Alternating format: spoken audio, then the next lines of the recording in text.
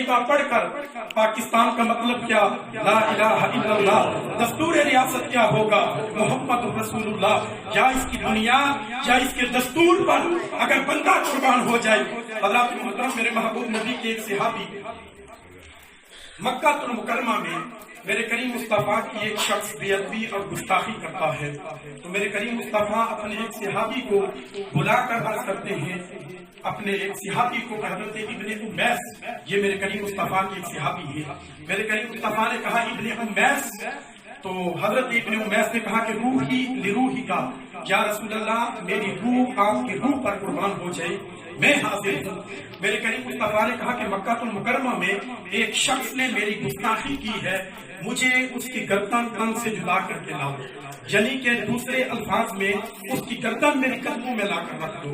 اب حضرت ابن امیس نے یہ نہ کہا کہ یا رسول اللہ میں کیسے جا سکتا ہوں، وقت لگے گا، میں اکیلا ہوں، وسائل نہیں، لیکن حضرت ابن امیس کے دل میں عشق مصطفیٰ اور محبت مصطفیٰ تھی۔ حضرت ابن امیس وہاں سے چلتے ہیں، 15 دن لگ جاتے ہیں۔ 15 دن کے بعد حضرت ابن امیس جو تھے وہ اس گستاخ رسول کی گردن تن سے جدا کر کے میرے کریم مصطفیٰ کی بارگاہ میں لے کر آئے۔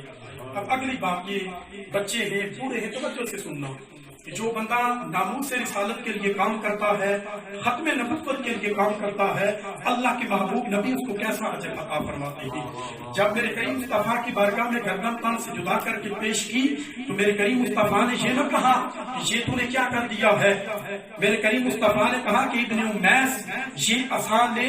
اور قیامت کے دن تیرے اور میرے مابین یہ نشانی ہوگی۔ اب حضرت ابن امیس کو وہ عصا ملا، تحفہ، نشانی۔ ظاہری بات ہے اگر کسی کو کوئی بڑا بندہ تحفہ دے دے تو بڑا سنبھال کر رکھتا ہے، لوگوں کو بھی کہتا ہے کہ مجھے فلاں بندے نے تحفہ دیا۔ قربان جائے حضرت ابن امیس پر کہ جن کو ختم نبوت کے دفاع کی خاطر اور گستاخ رسول کو واصل جہنم کرنے کی خاطر میرے کریم مصطفیٰ نے تحفہ عطا فرمایا، عصا عطا کیا۔ تو حضرت ابن امیس نے جب آپ کا وصال ہوا، انتقال ہوا، آپ نے وصیت کی اپنے اہل خانوں کو کہ جب مجھے قبر میں رکھو گے تو میرے کفن میں یہ عصا بھی رکھ دینا۔ آج تو جب بندہ، یہ علم کی کمزوری ہے، ہمارے ہاں جب کوئی فوت ہو جائے تو ہمارا یہ اہل سنت و جماعت کا مربچہ طریقہ اور عقیدہ ہے کہ ہم اس کے سینے پر جو کفنی ہوتی ہے، کپڑا ہوتا ہے، کسی پر درود و سلام لکھا جاتا ہے، کسی پر کلمہ طیبہ لکھا جاتا ہے، کسی پر آیات بینات لکھی جاتی ہے۔ وجہ کیا ہے کہ جس جگہ پر اللہ کا نام اور اس کے پیارے مصطفیٰ کا نام لکھا جائے یا آیات بینات لکھی جائے، رب کعبہ کی قسم میرا عقیدہ، میرا نظریہ، میری سوچ اور فکر یہ ہے، اگر قرآن پاک کے سائے میں ساری دنیا اگر اس کے سائے میں آ جائے تو رب کائنات کبھی بھی اس دنیا کو زوال نہ عطا کرے۔ اتنی اس میں قوت اور طاقت ہے۔ زمین میلی نہیں ہوتی، سمن میلا نہیں ہوتا، محمد کے غلاموں کا کفن میلا نہیں ہوتا۔ یہ جو اشعار اور یہ جو عاشق تڑپ کر یہ جو کلام اور گفتگو کرتے ہیں، یہ ان کے عشق و محبت ہے۔ ہم تو ویسے لذت و چاشنی کے لیے یہ اشعار پڑھ کے چھوڑ دیتے ہیں۔ حقیقی معنوں میں اگر اعلیٰ حضرت یا کسی بھی جو عاشق رسول ہے، چاہے وہ مولانا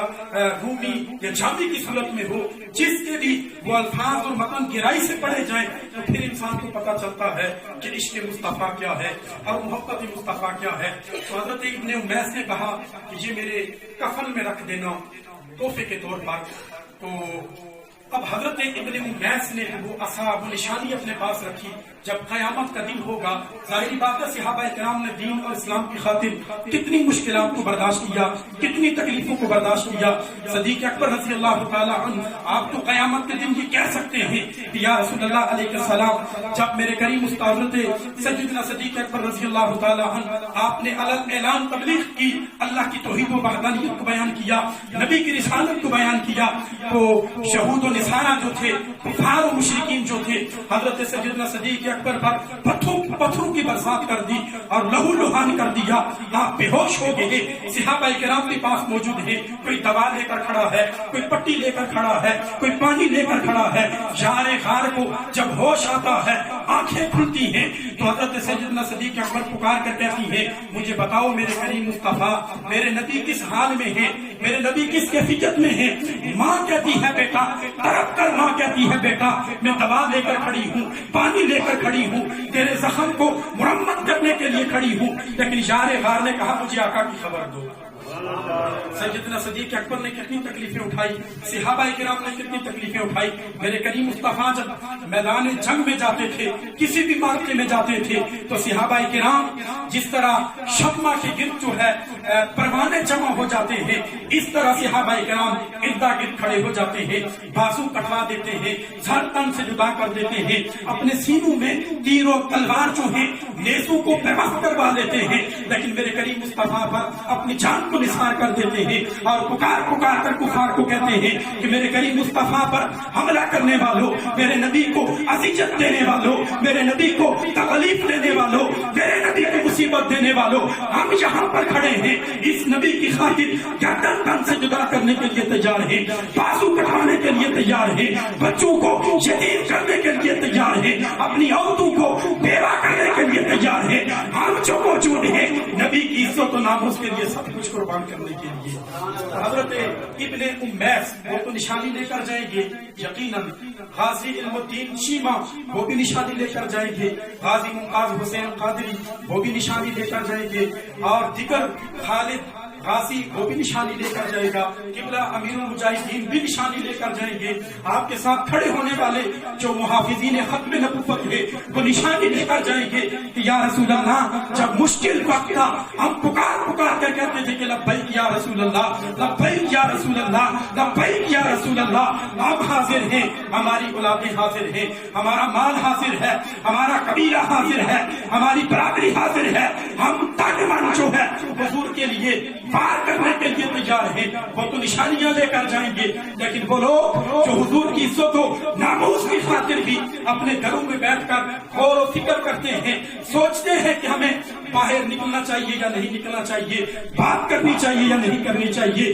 कलाम करना चाहिए या नहीं करना चाहिए। हजरत इमाम हुसैन से बढ़कर किसी का बाप न था, हसनैन करीमैन ने सब कुछ कुर्बान कर दिया। हजरत इमाम हुसैन को पता था जान कितनी प्यारी है, औलाद कितनी प्यारी है, वो खूबसूरत कलियां कि जिनके इर्दा गिर्द रब्बे कायनात के फरिश्ते आया करते थे, जिनकी चक्की चलाने के लिए, जिनकी खिदमत करने के लिए मेरे रब्बे कायनात के फरिश्ते आया करते थे, वो असीम हस्तियां जिनके बारे में रब्बे कायनात ने कुरान पाक की आयतों को नाज़िल किया, जिनके घरों में रब्बे कायनात की रहमतों और बरकतों की बरसात होती थी, जिनके बारे में मेरे करीम मुस्तफा ने कहा जब फर्श ज़मीन पर मेरी आल खत्म हो जाएगी, मेरे घर वाले खत्म हो जाएंगे, रब्बे कायनात इस जमीन को तबाह और बर्बाद कर देगा, फना कर देगा। जमीन की बका जिस घराने के लिए थी वो घराना जब नामूस रिसालत और कुरान की खातिर और इस्लाम के दिफा की खातिर करबला की जमीन पर जाते हैं तो एक एक कली को कुर्बान करके आ जाते हैं। इसलिए मेरे भाइयों, मेरे दोस्तों और मेरे बुजुर्गों,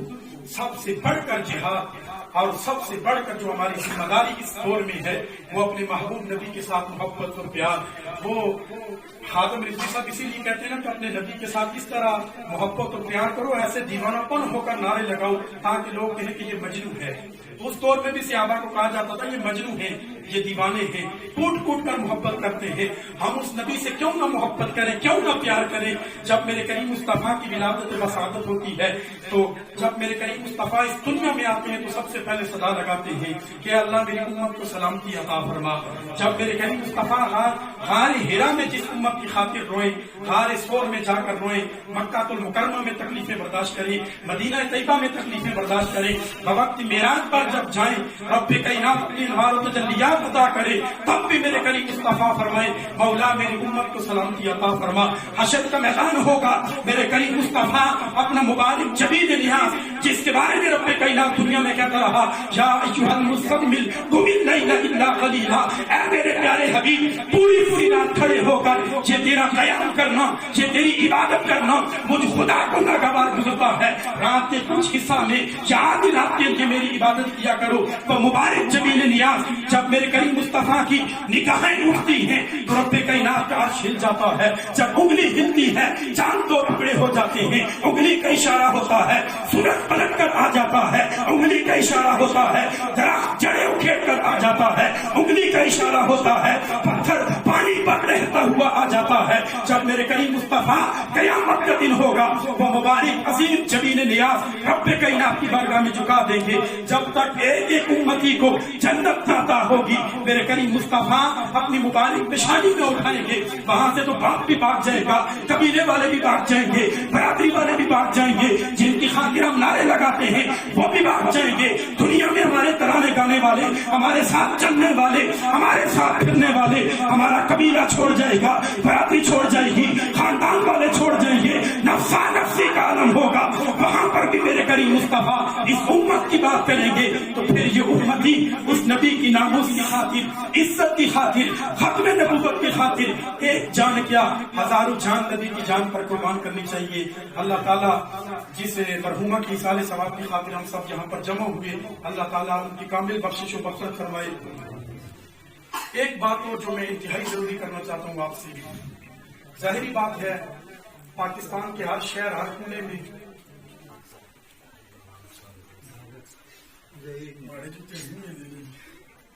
مشتاق